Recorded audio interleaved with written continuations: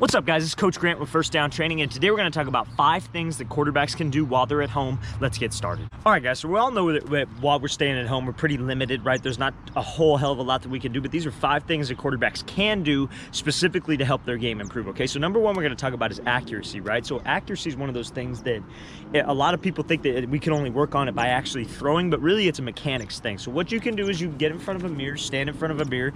You could do it with a ball and finish, or you could do it with no football if you're really trying to work on your form, or you could maybe do it with like a weighted dumbbell in your front hand to focus on keeping your left hand tight. But the thing I want you to focus on is keeping your left hand and your left shoulder almost square, okay? Or your front hand, I should say, because if you're a lefty, you'd be your right-handed, but I'm a righty, so I'm gonna show you this way because it's easier. So when I throw in front of a mirror here, what I need to focus on is keeping my hand somewhere in front of my face, because what I see a lot of times happen is quarterbacks will be here and they'll throw and they'll drop this hand, and what happens when I drop my elbow down is that I swing and my release gets higher and I push my release up, okay? And another thing that's common that relates to that is what quarterbacks will do is they'll drop their eyes out of this throw, specifically when they're throwing deep.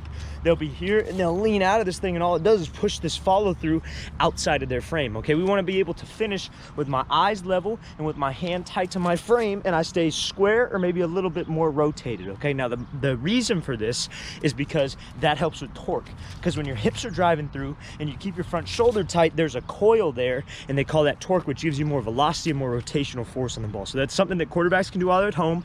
Get in front of a mirror, work keeping this front arm tight. You can do it with the dumbbell in this hand, and work on keeping your eyes level. And the reason why we do it in front of a mirror is so we can see ourselves and correct our own form.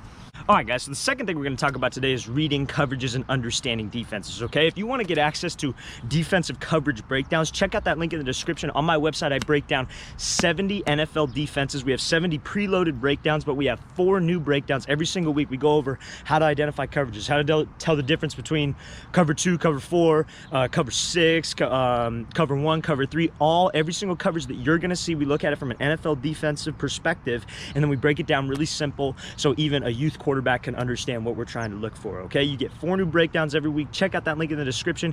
Help you to read coverages, learn, improve the football IQ while we're at home.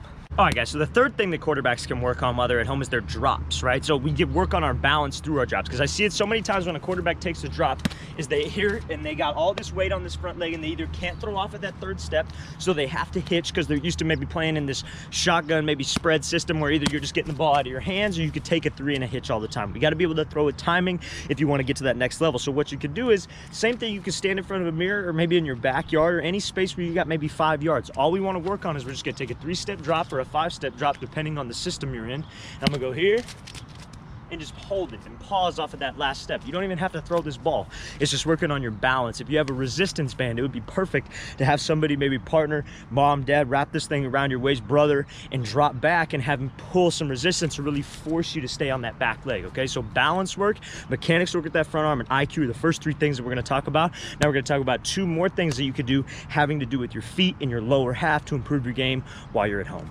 All right, so if you've been watching this channel for a little bit longer of a time, maybe even a month even, you probably hear me talk about a quarterback's hips and how that's probably the most important thing. My hips got to go through before the ball on the throw, okay? So that's something, especially when we can't go out and throw maybe, right? We don't have access to a field, everything's closed, we can work on at home, okay? Now this is a simple drill. You don't even need a football for this. All you do is you need a yard. That's all you need. You just need to have a space where you're able to stand and get in a good stance. So all we got to do is be able to be here. Now, you guys have seen me do the drill maybe where you push and you get your hips through. This is like half of that. You don't even need space for this. This is something to just get your hips to be loose, okay? So all we're gonna do is we're just gonna stand in a nice quarterback stance, work on keeping my shoulders back, and all we're gonna do, you see my hips here, that's all we're gonna do. Just focus on opening up my front hip, driving with my back hip. My feet can stay completely stationary.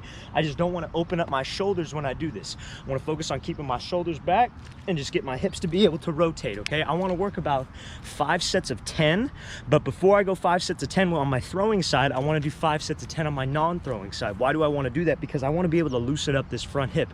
What a lot of people don't understand is when they drive off this back leg, they try to bring their hip through. You've probably seen it before, their leg goes like down like this because their front hip isn't loose. What happens is they're just driving this back leg, but their front hip stays locked, and then they end up extending out and they don't have any rotation on this thing. I got to be able to have both of my hips loose. So what we're going to do before that, you're going to go 5 sets of 10 the opposite way, and you might get a cramp on this. Everybody gets a cramp the first time they do it. Keep your shoulders back, and it's just my left hip now. This might feel weird, or your weak side. This might feel weird, but it's just about getting your front hip looser, loosening up your hips. So when it's time to throw on the right side, it's a lot more explosive. My front hip actually opens up and I have more rotation with my hips, okay? So stationary, 5 sets of 10 of that on each side. All right, guys, so this last drill that we're gonna talk about here is really just to work your base and work your lateral movement in the pocket. So honestly, all you really need is probably 5 yards. You don't even need cones. You could use shoes, okay? I get this excuse a lot, oh, what if I don't have cones? Get tennis shoes and put them in a line, okay? Something that forces your base to be a little bit wider than it is, okay? So we're gonna work, you wanna set about a 15-second timer, and all we're gonna be doing is moving lateral back and forth. And if you have space in your backyard, I would like to be able to throw off of this, but if not, that's okay. We just wanna be able to work our feet right now. We're gonna be straddling the cones, and all you're gonna do when that timer goes, you're gonna work here when you get to the last cone, then you're gonna work back. And you're gonna work here, and you're just gonna work back for about 15 seconds. All you're gonna work on is keeping your shoulders back, good posture, right? I'm sitting my butt down, I'm in a strong base, I'm in a wide base, but what this is trying to get rid of is quarterbacks in the pocket who like to do this kick step. And then your base gets super narrow, your base gets split, and it's one extra step. It's working on you being able to move both feet at the exact same time, so when it's time to throw, we can just hit the back leg and get the ball out, okay? So I wanna work about 5 sets of a 15-second timer with this. All you need is about 5 yards, nice wide base, sitting my butt down, chest up, working back and forth, okay? 5 sets, 15 seconds. All right, guys, I really wanna thank you for watching. I really appreciate it. And again, if you wanna get access to 70 NFL defensive breakdowns, plus 4 new breakdowns every single week, learning how to read coverages, improving your football IQ, check out that link in the description. If you guys have any questions, please leave them in the comments. I'll make sure to get back to you. I'll see you guys next time.